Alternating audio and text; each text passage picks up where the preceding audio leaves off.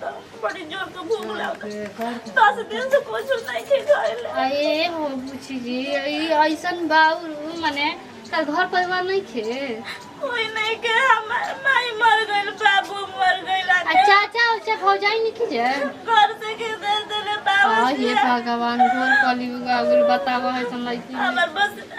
एगो चाची रहले ओ घर से खा दे देली कोतरी माई मरल त ये बुची पढ़ल लिखल बहु काम धंधा कर तू कहीं बताओ कंपनी आजकल नया नया खुलल बैसन नहीं की पढ़ल लिखल माई आज पढ़ रहली है जाय दरो ना तो खाई खाना हां भूख लागल बा। अच्छा ठीक बा चलो लाई तारे के दे तनी का हम तो बाद में ठीक है अरे कागल ठीक बा जा जी यानी मिल जाई ना। हां मिल जा सही में बताओ तुम सच बोलते नहीं मैं कर ले पूछ रहा खड़ा भगवान हमरे जाए तो जगह कोई ना होला ना तो भगवान होलन जनन हो जा ठीक बताओ है दादा बताओ है कुमार का चलाई के बिया भीख मांगती है कोई कहेला कि गरीबी का कहाला ई गलत अन्य आदमी से न कोई सीखी आई बताओ जे निकलले बाबा के भगवान पहली जगह ना दे कोई बाटे हो तनी कुछ दे दा जा कोई बाटे दादी कुछ दे दा 10 दिन से खाना नहीं की खोइले। रोई मत बुची जी जाता नहीं ठीक बन जाए।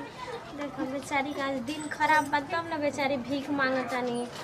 जाए तो हम कहाँ कर अरे बुचिया अरे हमारे ढेर मच्छर हो गल संगले में तनी कनिया दीदी अभी तनी फोन लगाओ तो वीडियो कॉल ढेर दिन हो गल बती आइला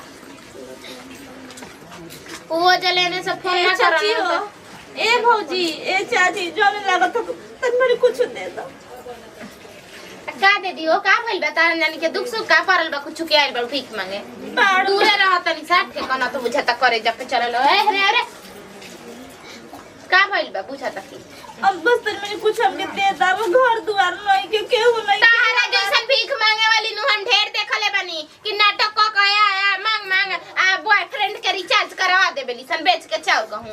हमार कोई नहीं के चाची हम लोग खुद दुनिया में अकेले पैदा भइल बानी। अच्छा हां ठीक है बा मांग लिया दोसरा घरे हमारे घरे नहीं के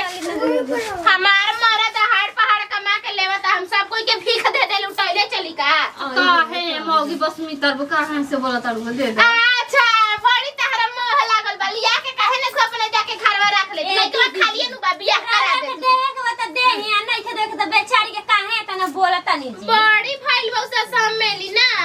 देबे वाली कहता ना धनी मनी खैला लुटा जा दूसरा घरे ले जाओ ए जाओ जा द्वार पे दूसरा घरे रुआ ना ना ई लड़की के बेचारी बिया कहा तारू अपन लड़के के तो देल ही बारू मोबाइल तो तार का नाम का बा आई हम लइके लइके बतिया लिया हां बतिया बतिया के तोहरा के खूब सुन ले बनी तोहरा के तो कहते रहन जे खले वाले धराइलु कहां से लाना भगवान जोकरा आगे उतार दे। अच्छा भगवान तारे एथु में बसेलन खोड़ी में ना जे तार भगवान सुनेलन चले गन जे काहे लागत हां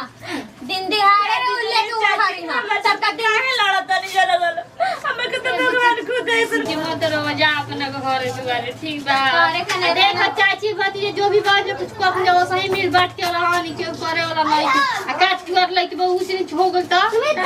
भगवान हमें सरकार न्याय कर नहीं बाबू नहीं खा कोई नहीं जाए बताओ तू ऐसे जे हुआ मन के आदमी ना आई भागा आज रे बेचारी के आजकल दिन बिगड़ल बताम ना ऐसे आज हम भिक्षा देवे मगर चलो दूसरा के का बताओ झगड़ा नहीं नंबर